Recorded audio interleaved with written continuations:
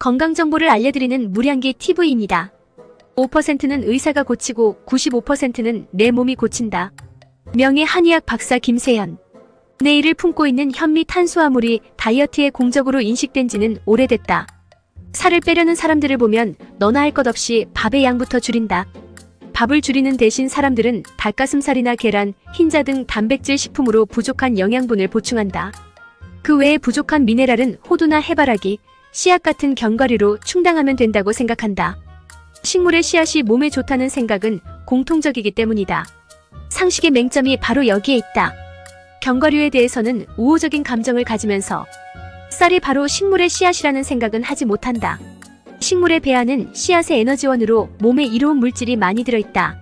현미는 정제하지 않은 쌀로서 단백질, 식이섬유, 비타민, 비군, 철 등 씨앗의 영양이 고스란히 살아있다. 콩이나 깨, 호두와 같은 견과류에 뒤지지 않는 영양 공급원이 바로 현미다. 나는 쌀을 먹는 것이 동물성 단백질을 섭취하는 것보다 몸에 이롭다고 생각한다. 식사의 가장 이상적인 비율이 7:1이다.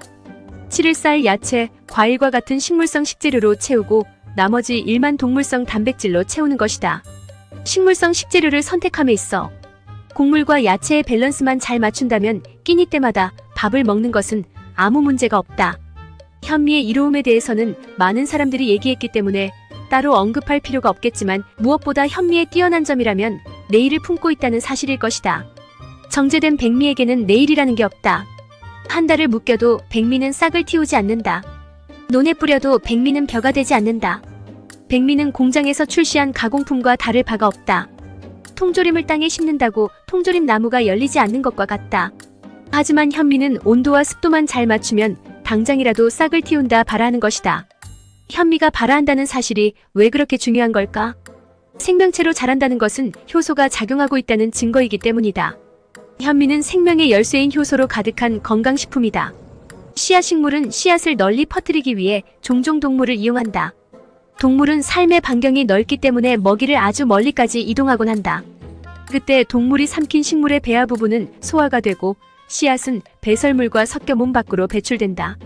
그 씨앗이 발화되면 벚나무도 되고 은행나무도 되는 것이다. 이때 씨앗이 동물의 뱃속에서 쉽게 소화되지 않도록 막는 물질이 엔자임 이니비터다. 엔자임 이니비터란 식물에 들어있는 효소 억제 물질로서 식물이 동물의 장에서 쉽게 소화되는 것을 막기 위해 자연이 개발한 화학물질이다. 씨앗까지 동물의 뱃속에서 소화되어 버리면 식물은 자손을 퍼뜨릴 수 없기 때문이다.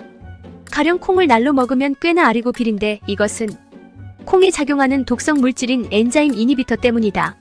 씨앗은 인체의 긍정적인 요소인 효소와 함께 부정적인 요소인 독성을 지니고 있다. 이런 사실을 간과하고 인간이 씨앗을 날로 먹었다가는 배가 아프거나 설사를 할 수 있다. 씨앗의 독성은 열에 의해 간단히 제거된다. 콩을 익히면 아린 맛은 사라지는 것과 동시에 독성 물질이 순화되어 맛이 부드러워진다. 잘만 익혀 먹는다면 엔자임 이니비터의 작용을 막고 씨앗의 영양분도 고스란히 섭취할 수 있다. 그렇다면 잣이나 호두와 같은 견과류는 왜 익혀 먹지 않아도 되는 걸까? 날로 먹었을 때 아리거나 비린 맛이 없으면 독성이 없다고 봐도 무방하다. 이는 견과류의 특성상 단단한 껍질이 알맹이를 보호하고 있기 때문이다. 단단한 외피가 내용물을 감싸고 있으므로 동물이 삼켜도 잘 소화되지 않는다. 굳이 독성 물질을 만들어낼 필요가 없는 것이다. 견과류를 비롯해서 현미, 콩 등 모든 씨앗은 불포화 지방의 보고이다. 동물성 지방은 혈관을 막고 피를 탁하게 하지만 식물성 지방은 혈류를 부드럽게 하고 피를 정화시키는 기능이 있다. 지나친 섭취만 아니라면 씨앗은 인류에게 꽤나 이로운 식품임에 틀림이 없다.